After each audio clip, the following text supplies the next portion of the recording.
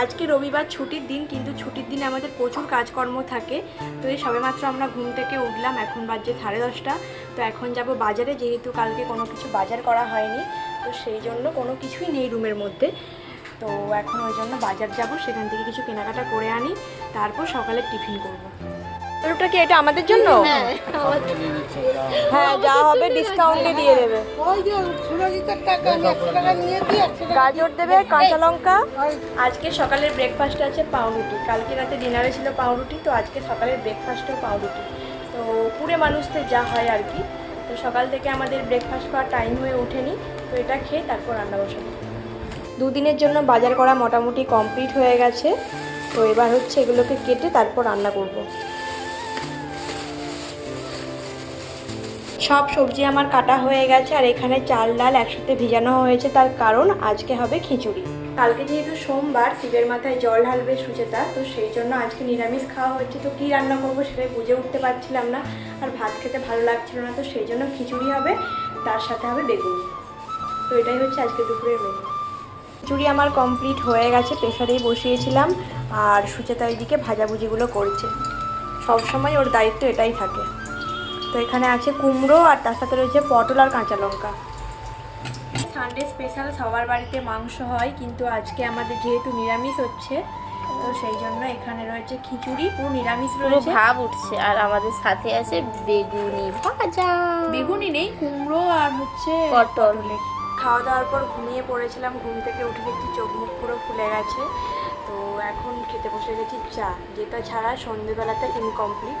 তো চা খেয়ে একটু কাজকর্ম আছে সেটা করব, তারপর একটু বাজারের দিকে বেরোবো ঘুরতে। কারণ দুদিন ধরে ছুটি ছিল, সারাক্ষণ আমরা রুমের মধ্যেই বসে আছি, কোনো কাজকর্ম নেই। তো সেই জন্য ঘুমোচ্ছি আর খাচ্ছি, এখানেই আছি।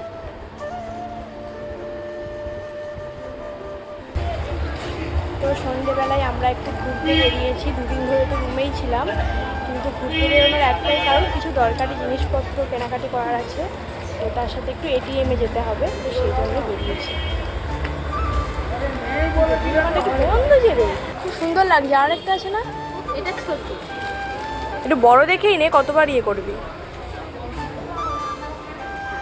এগুলোর কেমন দাম আছে? আর ওই কার্টুনের মতোটা, সুচেতার অনেক টাকা হয়েছে, তাই এটিএমে এসেছে টাকা তুলতে আজকে। কত?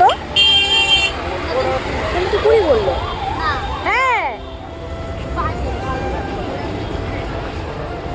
তো নিয়ে নে।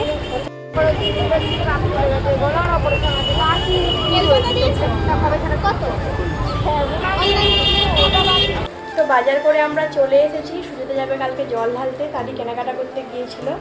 কিন্তু আমার বাজারে সব চুনা লেগে গেল, এত ফলের দাম।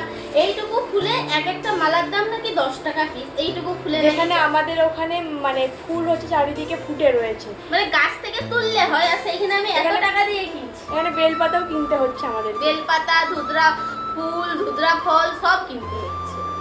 এটা হচ্ছে কলকাতা, আর আমাদের গ্রামের দিকে সব হচ্ছে পাওয়া যায়, এমনিই পাওয়া যায়, এত কিছু কিনতেই হয় না। তার সাথে ফলেরও যা দাম আজকে ও মা, আঙুর নাকি 25 টাকা শো। আজকে আমাদের রুমে একটু আগেই ইলেকট্রিসিটি চলে গেছে, তাই আজকে আমরা করব ক্যান্ডেল লাইট ডিনার। তো কলকাতাতে কারেন্ট নেই, এটা ভাবাই যাচ্ছে না। সবার আছে, শুধু আমাদের বিল্ডিংয়ে নেই। কিছু একটা প্রবলেম হয়েছে মনে হয়, তাই এখানে মোমবাতি জ্বালিয়ে নিয়েছি। তো এবার আমরা রাতের খাওয়া দাওয়া করে নেব।